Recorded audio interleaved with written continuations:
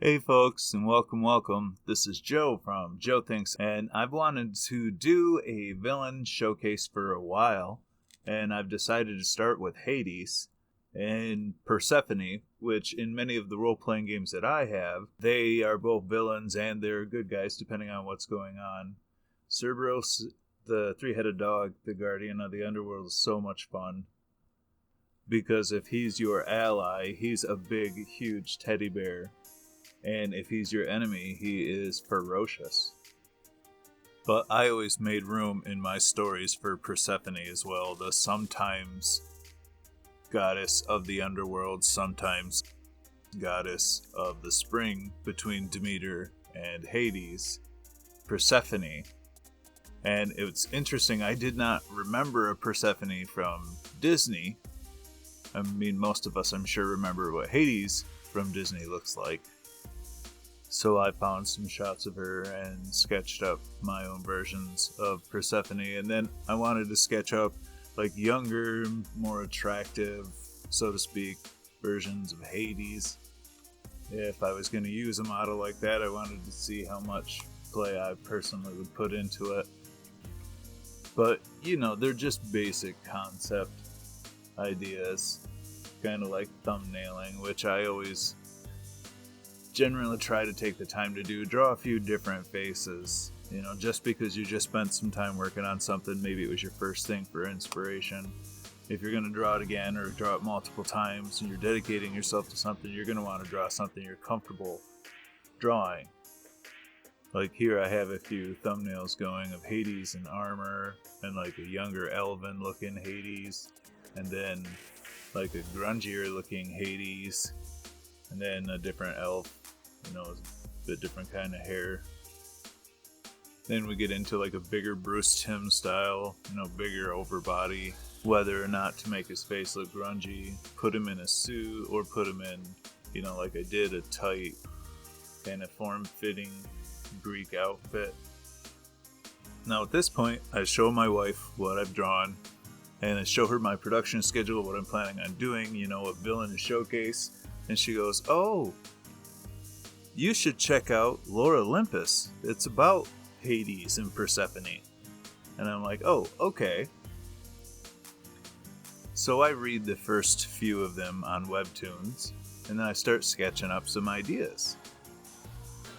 I started with Hades. I really like her modern telling of the story and the suits that Hades wears. He's a very elegant man.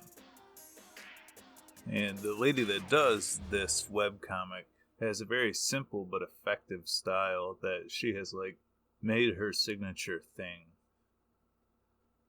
I believe Olympus is award-winning now, but I've also been told by multiple sources it's getting a Netflix series, which is also awesome.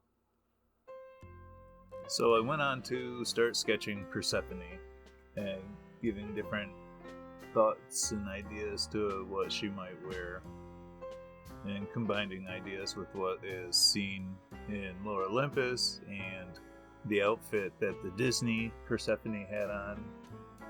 And one thing about Persephone in the comic is her eyes are huge compared to, well, most of them have very large eyes, but that seems to be a defining feature. Her eyes are just a little bit bigger than the rest, suggesting maybe she's younger than the rest.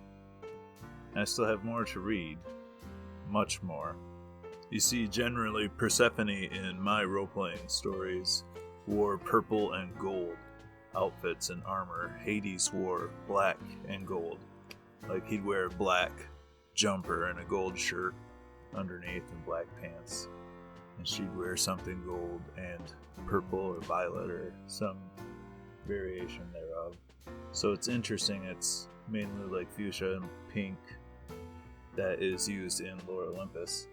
But while I'm reading this, definitely expect more fan art. And the story's really well done. It's a modern telling of the story of Hades and Persephone. So now I've got a basic idea down. I want like an office with maybe a altar-like table that's more like a desk going on, and some rough ideas for Hades and Persephone maybe laying on top of him, so to speak. As in he's kind of scooched forward in his chair, and she's in the chair with him. But lately, I sit down to work in the studio, and I spend all my time reading Lore Olympus. So here you go. This is what I have for this week for YouTube. I have to keep the algorithm happy too. Now, the story of Hades and Persephone is a tragic Greek romance story, but the tragedy's not really that bad. You see, Demeter, the goddess of nature, had a daughter, Persephone, the goddess of spring. And Hades took liking to her, brought her to the underworld, treated her nice, and Persephone liked Hades. Demeter didn't like Hades. No, Demeter didn't like Persephone not being with her. And in the end, after much debate, Zeus stepped in and said that due to the fact that Persephone had had some pomegranate in the underworld, she would have to return to the underworld for 6 months, and thus we would have winter. And for the remaining 6 months, Persephone would come back to the mortal realm with her mother Demeter, and we would have spring and summer and fall. That, and Zeus, being Hades' brother, could see that Persephone genuinely made Hades happy, and Persephone seemed genuinely happy with Hades. This was mostly Demeter, Persephone's mom, also the goddess of nature and fertility more than anything else. And she is not happy. That is apocalyptically unhappy. So they all compromised.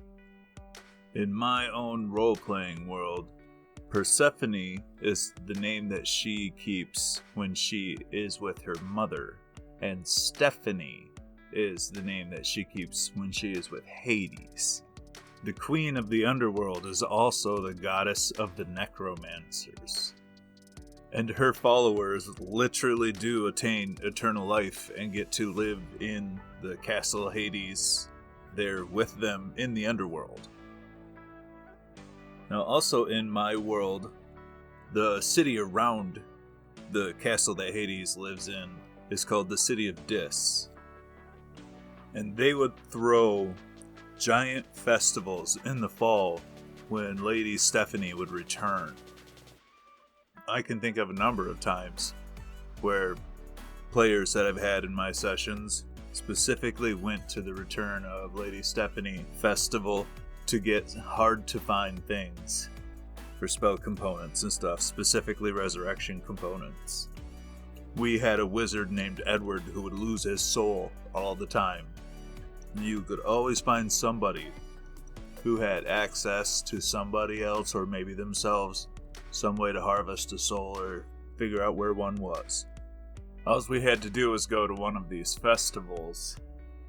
There was sure to be a necromancer there that could either retrieve the soul or put you in contact with someone that could, or in the rare situations where Hades himself had possession of the soul, they could at least confirm that they had to visit the Black Castle, that they couldn't just get the soul themselves and sneak out of the underworld again.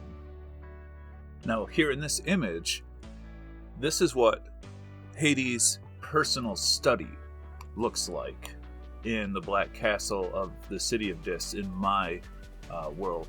Now, obviously, I've taken Rachel's Lore Olympus characters and put them in this setting. And I have the perspective of looking back and going, I've done much more fan art since this original video was recorded.